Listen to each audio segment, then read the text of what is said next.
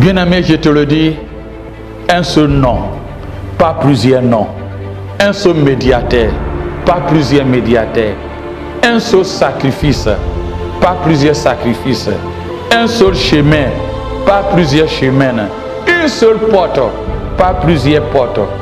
Il s'appelle Jésus de Nazareth.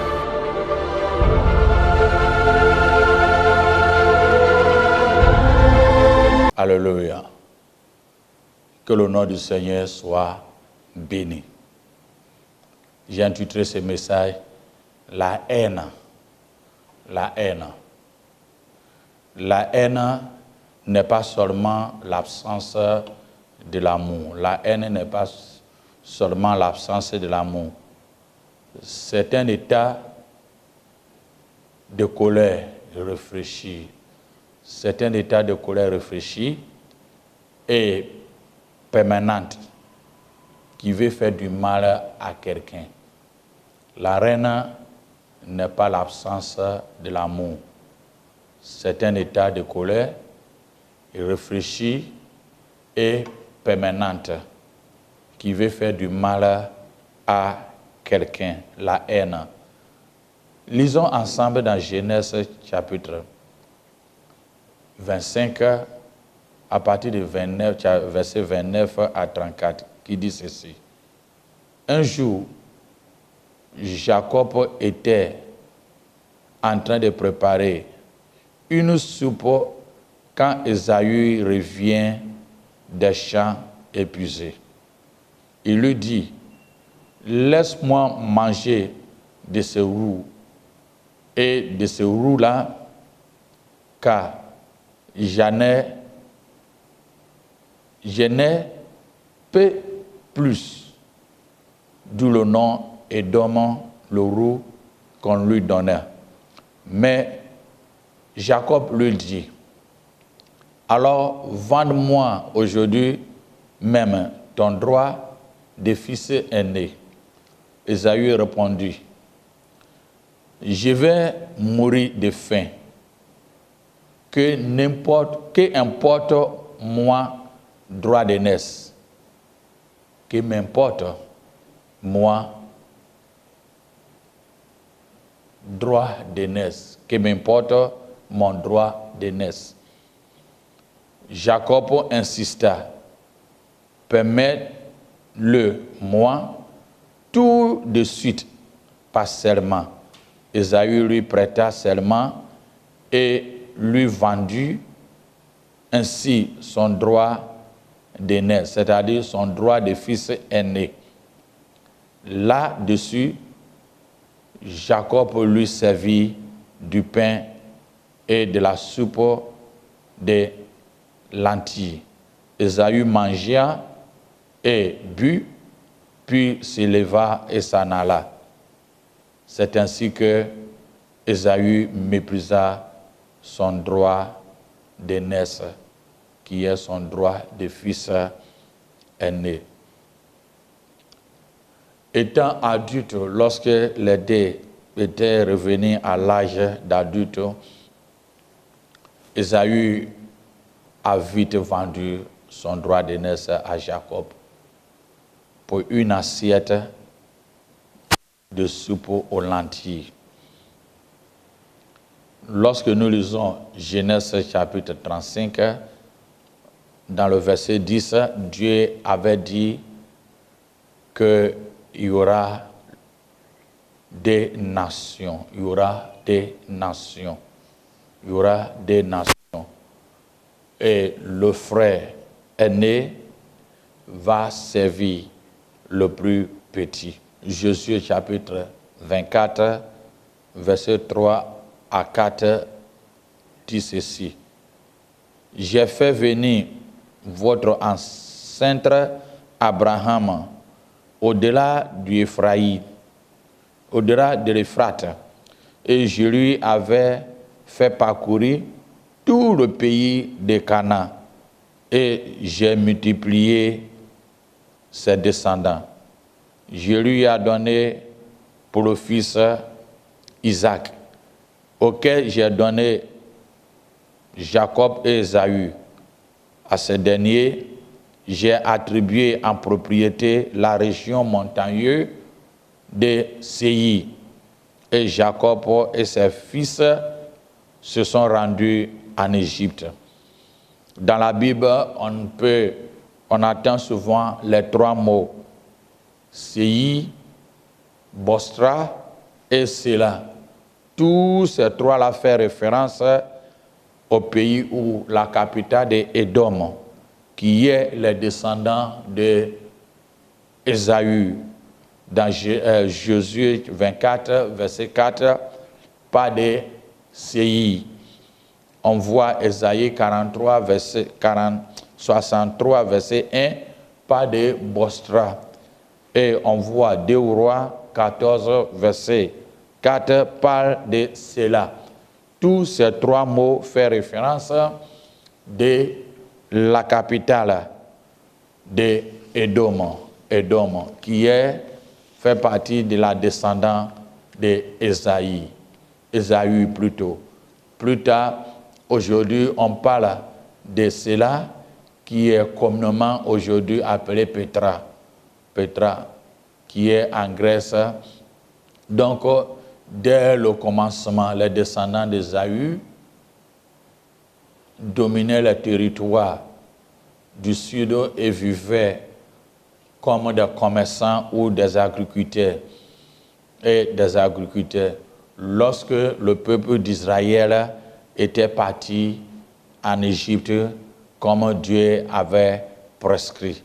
Dieu avait prescrit que le peuple d'Israël, les descendants de Jacob, sera en Égypte, mais il a attribué déjà un territoire qui est donné à Ésaü, qui est déjà donné à Ésaü. C'était la région montagneuse que Dieu a attribuée à Ésaü en disant c'est ton territoire qui devait habiter. Malgré qu'il a vendu sa droite d'aînesse, Dieu était encore avec lui. Lorsque nous lisons Deutéronome chapitre 23, verset 8, il nous fait comprendre ceci au peuple d'Israël. Vous ne considérez pas les Édomites comme abominables, car c'était un peuple frère. C'était un peuple frère parce que c'était des descendants d'Ésaü, qui est le fils aîné d'Isaac, et son petit frère, qui est Jacob, qui sont devenus des nations israélites. Donc lorsque le peuple a quitté l'Égypte pour rentrer à la terre promise que Dieu les avait donnée, il les a dit, ne considérez pas les Édomites, les descendants d'Ésaü, comme abominables, comme mauvais, car c'est un peuple frère. Et vous ne tiendrez pas non plus les Égyptiens comme abominables, car vous avez séjourné là-bas. C'est très important, c'est très important. Dieu a fait comprendre le peuple d'Israël de ne pas regarder les Égyptiens comme abominables, comme mauvais, comme des gens de mépris ou de critiques, mais de se souvenir qu'ils avaient habité de là-bas. C'est la gratitude ou soit la reconnaissance. Bon nombre de personnes ont vécu avec les marettes ou bien avec la femme de leur papa ou bien en une famille proche ou loin, et que aujourd'hui ne considèrent pas, ils parlent mal à ces personnes-là. Ils parlent mal à ces personnes-là. Ils se souvenaient que des mauvais côtés, mais le bienfait, ils oublient et ils commencent, ils ne se souviennent même pas de bons côtés. Mais quand nous regardons le récit du peuple Israël, même en Égypte, il y avait la servitude à un moment donné, mais Dieu a dit, ne considérez pas comme abominable. Traite-les ne plus comme abominable, ne plus regarder comme mauvais. Comment mauvais. La reconnaissance est très, très, très importante pour être humain et pour nous les chrétiens. Pour nous les chrétiens, les gens pensent, prennent leur temps à critiquer les patrons, les foyers ou ceux qui les a hébergés ou bien les tutelles, comment des noms, il peut leur donner même des noms de Judas ou de diable, il les considère des mauvais. Mais la reconnaissance est très importante. Et si tu ne fais pas, tu vas récolter ce que tu as sémé. Et regarde dans Ésaïe 58, verset 15, il nous fait comprendre lorsque le roi Ézéchias était couché sur son lit, prêt à mourir, il a invoqué Dieu et Dieu l'a exaucé. Il marchait humblement devant Dieu à son temps. Mais lorsqu'il fut guéri, il n'a pas tenu la promesse. Il n'a plus pensé avoir la reconnaissance envers son Dieu qu'il a fait sortir de l'état de mort. Et à la suite, était catastrophe. Nous voyons aussi du côté dans 2 Chroniques chapitre 33, verset 25 à 36. Il dit ceci: il n'a pas répondu au bienfait qu'il avait reçu de Dieu. Au contraire, son cœur était enflammé. En conséquence, son ingratitude a fait venir la colère de Dieu sur lui et sur Judas. L'ingratitude, on paye. On paye de l'ingratitude ou on paye quand on n'est pas reconnaissant. Donc le peuple de Dieu était en Égypte. Dieu les a fait comprendre que Dieu ne tient plus les Égyptiens comme abominables, comme des mauvais. On voit Luc chapitre 17, verset 11 à 19, qu'il y avait 10 lépreux qui étaient guéris de leur lèpre. 9 ont oublié à venir remercier Dieu. Et il n'y a qu'une seule personne, un seul lépreux qui était venu et remercier Dieu. La conséquence de leur ingratitude n'a pas été connue, n'a pas été dite. Mais je crois qu'un jour à l'autre, nous allons attendre dans le ciel les ingratitudes. La Bible regorge plein d'exemples de l'ingratitude. Lorsque nous lisons Nombre chapitre 11, verset 4 et verset 18, il nous parle aussi le peuple d'Israël qui murmurait contre l'Éternel lorsque ils étaient dans le désert. Ils avaient oublié le bienfait que Dieu a fait pour eux. Ils ont même nourri la haine, l'ingratitude contre Dieu. Alors, la conséquence était qu'ils ont resté longtemps dans le désert.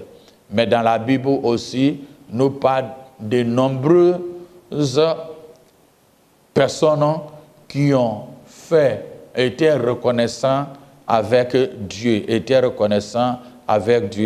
On voit l'exemple quand le peuple d'Israël ont sorti d'Égypte et ils ont traversé la mer Rouge. On voit Exode chapitre 15 où Marie avait chanté avec ses frères et sœurs durant son temps, ont chanté pour remercier Dieu pour ses bienfaits. Et ils ont même chanté qu'il est comme toi, magnifique en sainteté, qui opère les miracles et les prodiges. Ils étaient reconnaissants de ce que Dieu a fait pour leur vie. On voit Luc chapitre 7, verset 38, que Marie-Madeleine aussi avait répandu un vase d'abattre plein de parfums, tout en pleurant sur les pieds de notre Seigneur Jésus-Christ. C'est un cadeau qui coûtait très cher. L'histoire nous fait comprendre que ça peut faire même un salaire complet d'une année. mais il a acheté ça en guise de remercier le Seigneur. Marie-Madeleine a fait pour Jésus. On voit Marie, la sœur de Lazare, aussi dans Jean chapitre 12, verset 1 à 9, qui ont fait. On voit Jean chapitre 19, où Nicodème a offert 100 livres d'aromates pour embober le corps de Jésus, en guise de la reconnaissance, le bienfait. Et on voit aussi la veuve qui a donné tout ce qui est là pour vivre. Et Jésus a énuméré et apprécié ça dans Luc 21, verset 1 à 14. Il y a bon nombre de personnes qui remercient Dieu, qui sont reconnaissants, la gratitude est là. Mais il y a aussi certains qui ne savent pas remercier Dieu. Ils ne savent pas remercier Dieu. Et tous les cadeaux que nous faisons à Dieu, nous devons être reconnaissants avec Dieu. Avec Dieu. Et oublier ce que est la haine. La Bible nous dit dans Galates 6, verset 7 à 9, que celui qui sème pour la chair moissonne pour la chair la corruption, mais celui qui sème par l'esprit moissonnera de l'esprit et la vie éternelle. L'homme en moissonne ce qu'il a semé. L'homme moissonne ce qu'il a semé. Il revient sur nos textes. Lorsque cette deux nations, Jacob et Ésaü, qui est venu les Édomites, et Jacob qui sont venus des Israélites, avant que le peuple d'Israël, les descendants de Jacob, aillent en Égypte, Dieu avait déjà attribué une portion de terre à Ésaü et il les a bénis, malgré qu'il avait vendu son droit d'aîné, son droit de naissance. Dieu les a bénis. Mais regardez, quand nous lisons Deutéronome 23, verset 8, il nous fait comprendre que Ésaü n'est pas digéré cette haine. Ses descendants ont continué à garder cette haine. Donc, durant le peuple d'Israël sorti en Égypte et il passait dans le désert. Il passait dans le désert. Il y avait les Édomites qui attaquaient régulièrement le peuple d'Israël, même les a empêchés de donner la permission à ne plus rentrer sur leur territoire, alors que Dieu a donné une instruction ferme au peuple d'Israël que lorsque vous allez sortir, ne les attaquez pas, parce que ils sont des cousins, vous êtes des frères. Mais les peuples édomites, qui sont les descendants d'Ésaü, a gardé une haine qui date des générations contre le peuple d'Israël. Et souvent, ils attaquaient le peuple d'Israël d'une manière à l'autre. On voit 2 Chroniques chapitre 20, verset 1 et verset 10, il nous dit ceci. Il y a eu les Moab, les fils de Moab et les fils d'Ammon, et avec ces des Édomites, ou dans un autre contexte, il dit des Monséi, c'est le même nom, ou soit Maonites, c'est le même nom des Édomites, marchaient contre Josaphat pour lui faire la guerre, parce que Dieu les a bénis. Il y a des gens, ils ne se soucient pas d'eux-mêmes, ni ce que Dieu les fait, mais ils regardent ce qui est de l'autrui, mais ils ne voient pas ce que Dieu les a fait. Donc, regardez verset 10 dit ceci, Josaphat dit ceci, voici maintenant, il priait en disant à Dieu, parce qu'il voyait c'est inadmissible, il disait, maintenant voici les fils d'Ammon et Moab, et ceux de Monséi, les Édomites, chez lesquels tu n'es pas permis à les Israélites de rentrer quand ils venaient au pays d'Égypte, car ils se tournaient de et il n'est pas détruit. Le peuple, verset 11, dit ceci. Et voici, il nous récompense en venant nous chasser. D'héritage, donc, tu nous as mis en opposition. Regardez, quand l'Israël était en force et il venait, Dieu les a donné l'avertissement en disant, ne touchez pas ces gens, parce que c'est vos demi-frères. Mais regardez, les Édomites ont gardé la haine. On ne sait pas si Ésaü avait dit à leur génération jusqu'à ce qu'ils ont continué et grandi avec cette haine. C'est pourquoi j'ai dit dès le début du message que la haine n'est pas seulement l'absence de l'amour, mais c'est un état de colère réfléchie et permanent qui fait du mal à quelqu'un. Quelqu'un qui a la haine, ce n'est pas seulement l'absence de l'amour, mais c'est un état de colère bien réfléchi et qui reste en lui permanent et il a sa raison de faire du mal à quelqu'un. Regardez cette haine que les Édomites ont gardée. Quand nous lisons dans les livres apocryphes ou non inspirés, histoire, il faut nous faire comprendre que pendant les révoltes de Maccabée, Maccabée avait assujetti les Édomites parce qu'ils opposaient toujours l'avancement du peuple juif. Et tout ce qu'il les a pris, il les a assujettis et il les a forcés de se convertir à la religion judaïsme. À la religion judaïsme. Mais voilà le paradoxe. Lorsque les Romains ont conquéri Israël à son temps, la parole de Dieu dit qu'il y avait Hérode le Grand. Hérode le Grand fait partie des Édomites, les descendants d'Ésaü. En grec, les Édomiens veut dire Idomienne. Donc des fois tu attends Idomienne en grec, mais c'est les Édomites ou bien Bostra ou bien Séir. Donc Hérode le Grand fait partie des descendants d'Ésaü.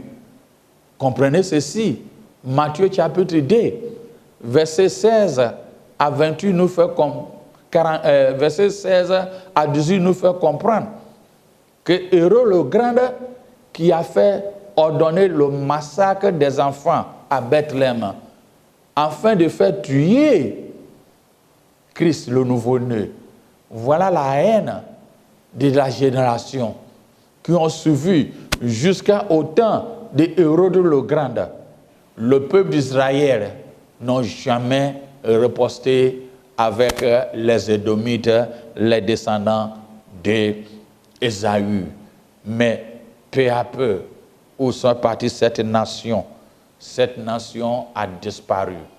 Peu à peu, on voit aussi, histoire nous fait comprendre que l'Égypte à son temps était un grand empire, mais avec la haine qu'ils ont eu opposée contre le peuple d'Israël lorsque ils partaient en exil en Égypte.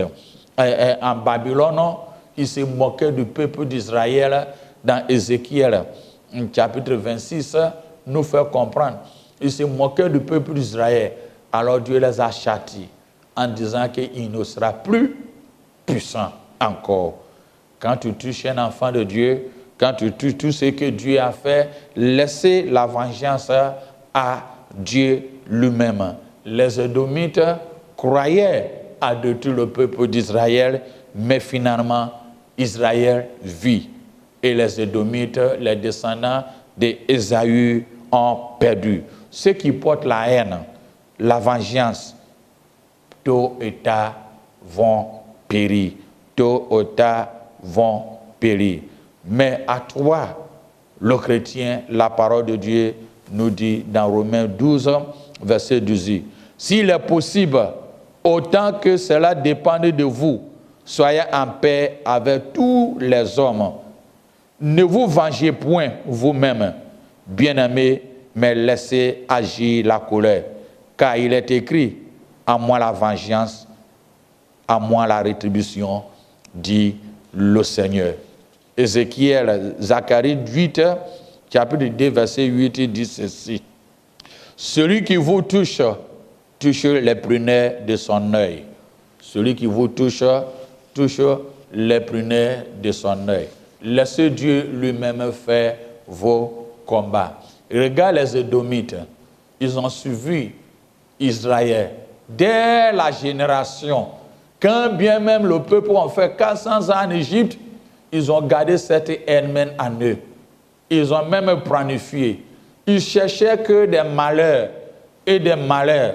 Et d'un moment où il y a des mauvais souvenirs qui arrivent, le peuple, ils étaient les premiers. Ils veulent que le peuple ne vive plus.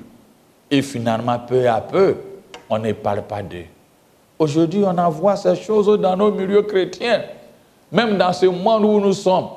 Quand certains événements arrivent, certaines personnes, souvent il y a certains chrétiens qui disent hey, Dieu l'a puni. Parce qu'ils ont la haine contre les frères. Ils ont la haine contre les sœurs. Ils ont la haine contre le foyer. Ils ont la haine contre le travail que l'autre fait. Ils ont la haine contre le foyer. Ils ont la haine qui ne dit pas son nom. Donc ils ont nourri et ils continuent à nourrir de telle sorte que un jour à l'autre, d'un moment où ils voient une situation autrement, c'est comme une réjouissance pour eux. Mais comprenez, les nations comme Égypte, Tyr, Sidonie, Édom, les Philistins, tous ceux qui ont porté la haine contre les Israélites ont perdu. Dieu a dit, toi le chrétien, la vengeance, laissez la vengeance. Laissez la vengeance. Dieu lui-même prend soin de ceux qui vous est là. Dieu même, il dit, à moi la vengeance. À moi la vengeance. Dieu te dit et il me dit, attends, à lui la vengeance. À lui la vengeance. Ne prends pas des choses en main en croyant que tu vas venger Dieu. Non, laisse Dieu me venger de ce qui t'arrive. Il dit, celui qui touche ton œil va le toucher. Celui qui te maudit, il va le maudire. Celui qui te méprise, il va le mépriser aussi. Donc, laissez la haine. Laissez la haine. Au fur et longtemps, si à ton pouvoir, tout ce qui a ton pouvoir, fais tout possible à faire le bien. Aimez les uns et les autres. Quand bien même les gens vous aiment, aimez-les. Parce que l'histoire est là. Que tous ceux qui ont porté la haine contre le peuple d'Israël ont péri. Tous ceux qui ont porté la haine contre l'église de Dieu ont péri. Tous ceux qui ont porté la haine contre un chrétien ou une chrétienne, ou des familles chrétiennes, ou bien des persécutions passées par là, ont toujours payé. À moins que toi-même tu as pris les choses à la main. La vengeance appartient à Dieu. Il dit, à moi la vengeance, à moi la punition, dit le Seigneur. Ne prends pas les choses à main. Et celui qui te touche, touche les prunelles de ton Dieu. Sois béni. Hena dukobe de kpokpola, inko de kakoyeli, inko bubu adeke megali o. Avulela de kakoyeli, avulela bubu adeke megali o. Emo de kakoyeli, emo bubu adeke megali o. Vosa de kakoyeli, vosa bubu adeke megali o. Akbomonu de kakoyeli, akbomonu bubu adeke megali o.